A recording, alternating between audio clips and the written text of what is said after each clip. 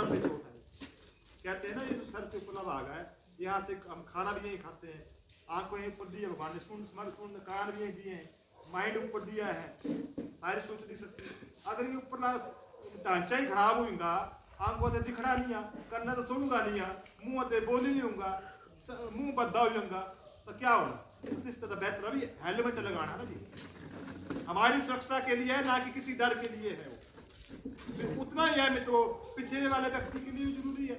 क्या पिछले वाले व्यक्ति को ज्यादा बर्दाश्त साबित अभी से मतलब अमृत पलाई तरफ से बचिए जितनी है, मतलब अगले थर्ड सीट पे जो बाइक चला रहा व्यक्ति है उसके लिए जरूरी है, उतना ही पिछली सीट वाले पे बैठा व्यक्ति उसके लिए।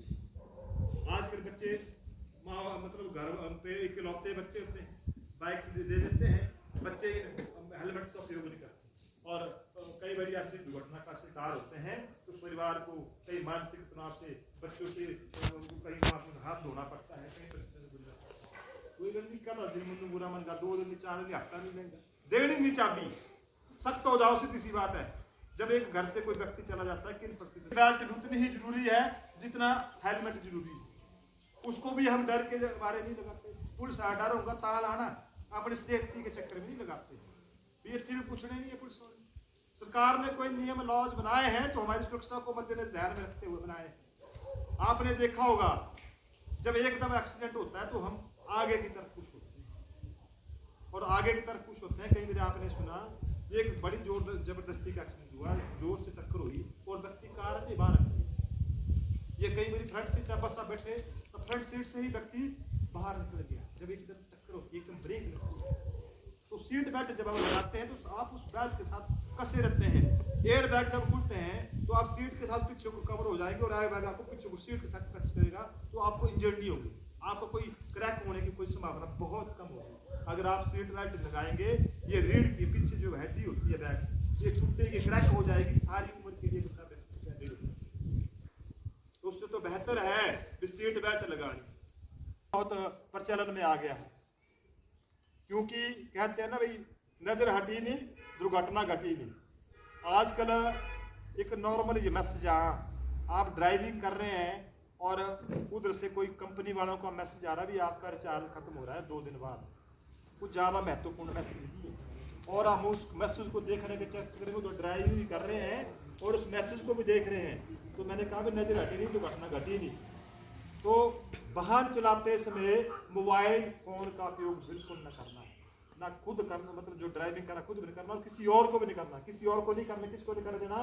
आप यहाँ से टैक्सी लेके जा रहे हैं कहीं शिमला, आप कहीं चंडीगढ़ जा रहे हैं या बस में सफर कर रहे हैं, प्राइवेट बस वाला भी में फोन चलते बस मेरे पढ़ाते आया दे, सरकारी बस वालों को फोन लगाते हैं। आप लोग जो बोलते नहीं है कि आपको अपनी जान प्यारी नहीं है, आपके साथ आपकी बेटी हो सकती है, आपकी कोई बहन हो सकती है, आपका बेटा हो सकता है, 4 मेंबर घर रहे बसा चल रहे, आगे एक्सीडेंट होगा तो कुछ सरकार होना, तू है होना ना सरकार है कि बाहर ले व्यक्ति होना। बोलना सीखिए, कुछ बस ड्राइवर को बोलिए भैया मोबाइल साइड रखिए, अगर ज्यादा आरोप दिखाऊंगा आरटीओ नंबर लिखे आओ बस। सब पढ़े लिखे, आज अनपढ़ कोई भी नहीं है।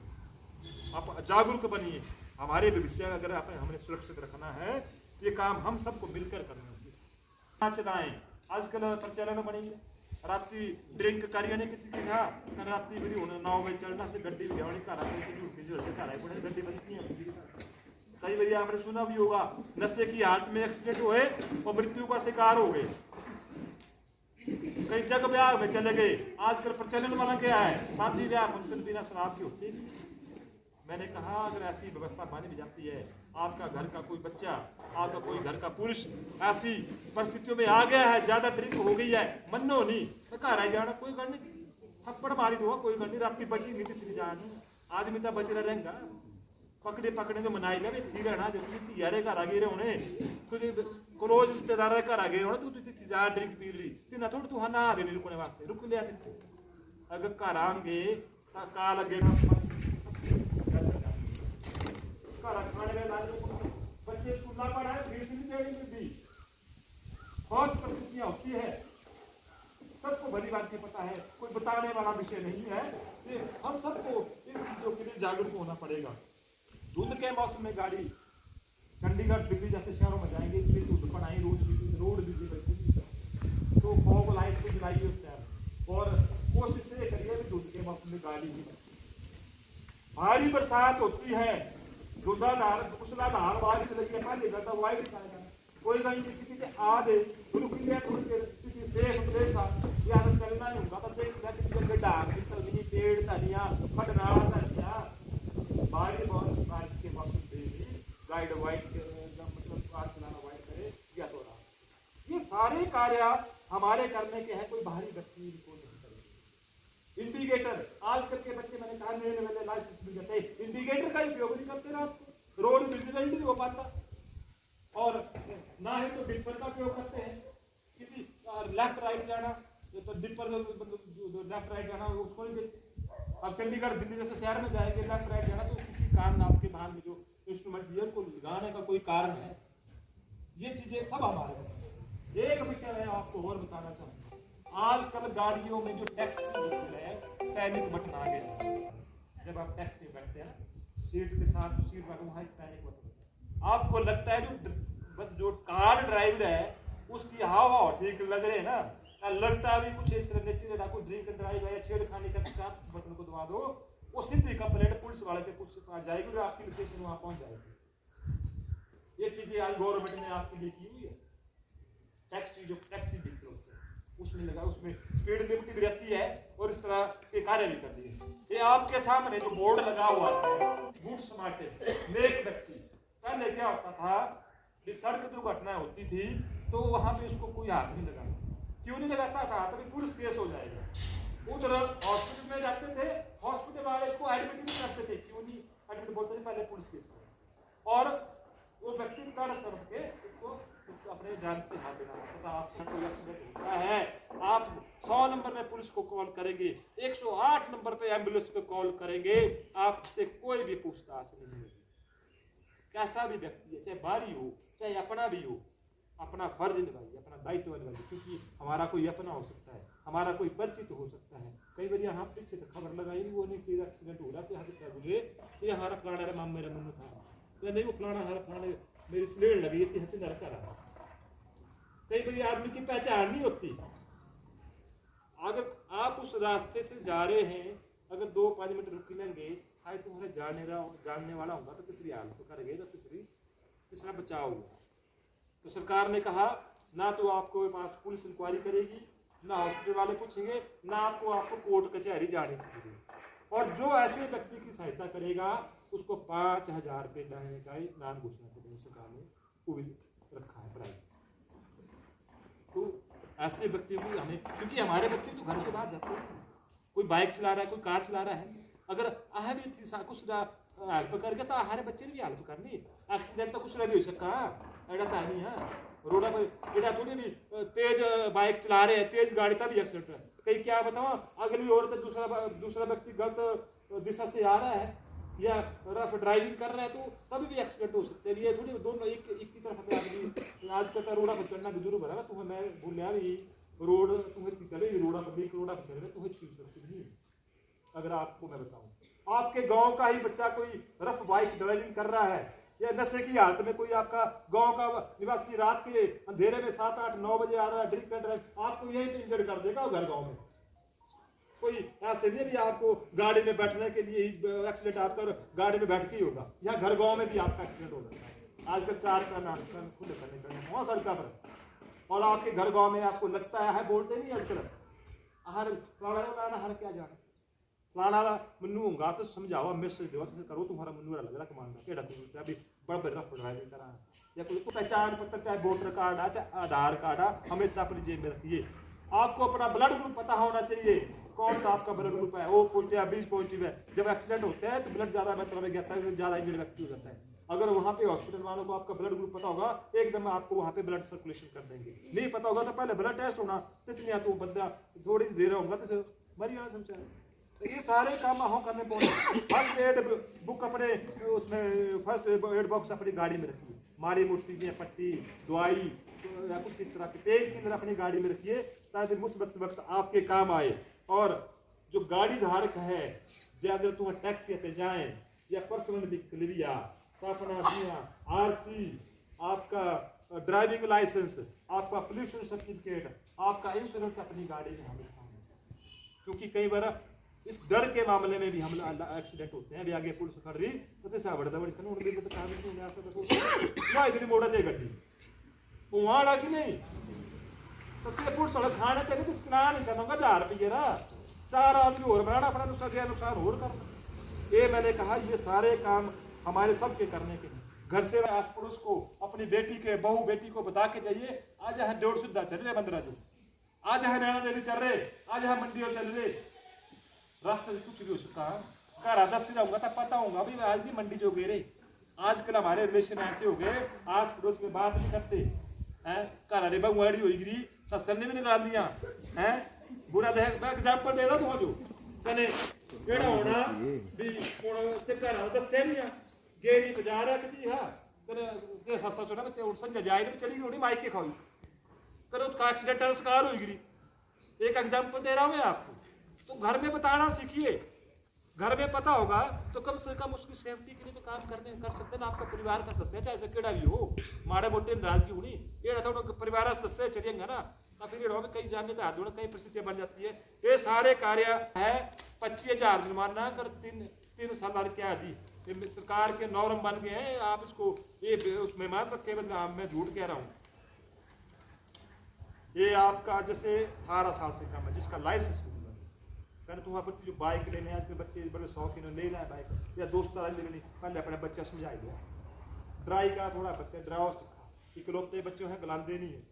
मैं कहा 25,000 जुर्माना और 3 साल के आदम हो माँ बाबा जो ये सुनी लो रहा किलो जेल ला जाना किसी मुनवर शौक पूरे का हाँ और वही कार उसमें अब लॉज में बहुत परिवर्तन हो गया है।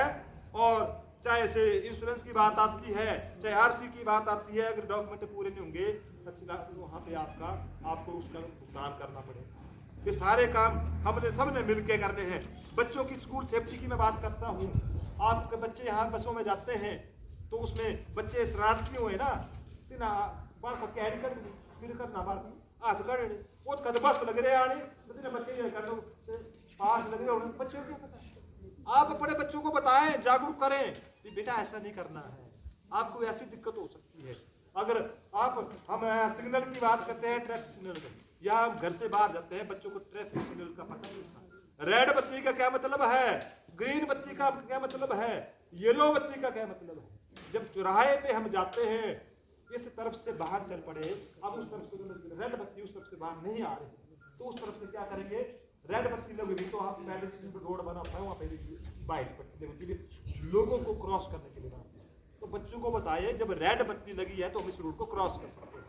ग्रीन बत्ती मतलब आगे बढ़े येलो बत्ती रुकिए अब रेड बत्ती होने वाली है तो सारा होता है अपने आजकल सारे जागरूक बनी गिरे मतलब बोलने का क्या है मोबाइल से देखा है जागरूकता काम से नहीं दिखने उठा चीजा मोबाइल से देखनिया रीला देखनिया चाहे अच्छे जो कार्यक्रम में आपकी वहाँ ऑप्शन आती है न्यूज चैनल फेसबुक लाइक किया है वैसे फेसबुक में चलाते हो तो का ऑप्शन व्हाट्सएप न्यूज चैनल आज आ गए वो हमें दिखा होता है। अपने बच्चों को जागरूक बताइए ऐसे विषय आपको घर बच्चा जो है स्कूल में तो 6 और 8 घंटे जाता है घर से ज्यादातर अपने पेरेंट्स के साथ दादा दादी के साथ अपने समाज में रहता है तो वहां से सीखेगा वो बच्चा। रोड क्रॉस कर रहे थे जब ऐसी व्यवस्था लगती है आपको इधर से मोड़ है पर देखना कोई और होता नहीं बच रहा है रोड क्रॉस करना या बच्चों को भी कहें भी मोड़ के पास रोड क्रॉस ना करें क्योंकि एकदम मोड़ से क्या होता है विजिबल नहीं होती दूसरी तरफ से बाहर आ रहा कि नहीं आ रहा है तो ऐसी परिस्थितियों में वह बच्चों को बोले भी खुले स्थान पे जहाँ रोड विजिबिलिटी हो दोनों तरफ वहाँ रोड क्रॉस करें